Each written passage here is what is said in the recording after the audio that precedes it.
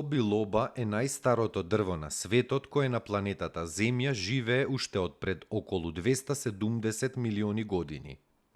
Чарлс Дарвин ова дрво го нарекол жив фосил бидејќи гинкото го преживеало дури и леденото доба. Се работи за дводомно листопадно растение, чии прекрасни зелени листови се во форма на лепеза на долги дршки. Листови кои во есен добиваат убава жолта боја. Се верува дека во Европа и Америка гинкото е донесено околу средината на 18-тиот век. Се покажало како многу отпорно дрво во градските средини, каде обстојува и покрај загаденоста на воздухот со една единствена цел – да го прочистува загадениот воздух. Отпорно е на ниски и на високи температури, не е подложно на разни болести, ниту пак го напаѓаат инсекти. Во текот на милиони години, ова дрво се стекнало со силен имунитет. Од пред илјадници години па до денес добро се познати лековитите својства на ова дрво. За лек се користат листовите, семките, месната обвивка околу семките, коренот и кората на дрвото. Од листовите денеска во фармацевската индустрија се прави екстракт кој ја подобрува циркулацијата и памтењето.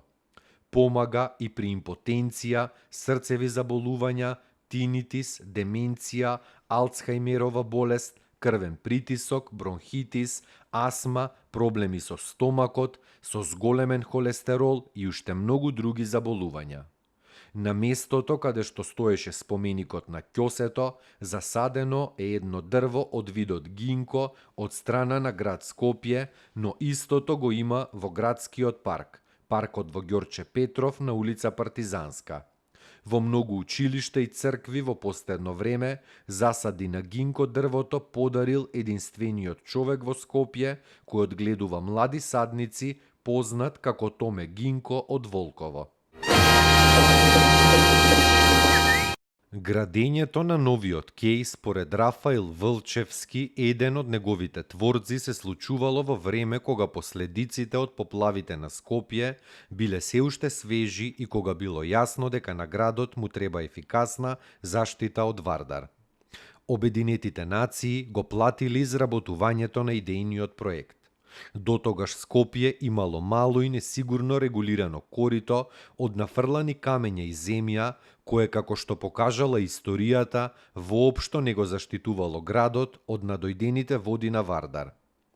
Изградбата на кејот, кој денеска е во должина од 20 километри од мостот во Сарај до утоката на Марковарека во Вардар, започнала во 1969 според проектот изработен од домашни стручњаци во Заводот за урбанизам и архитектура на град Скопје.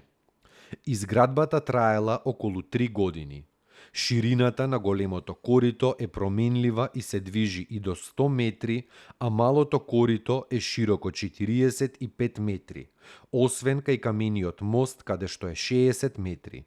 На целиот потек се проектирани 9 каскади, секоја со висинска разлика од 1 метар. Пропусната моќ на коритото на Вардар е 62.900 кубни метри вода во споредба со 1600 кубици што го поплавија Скопје во 1962 година.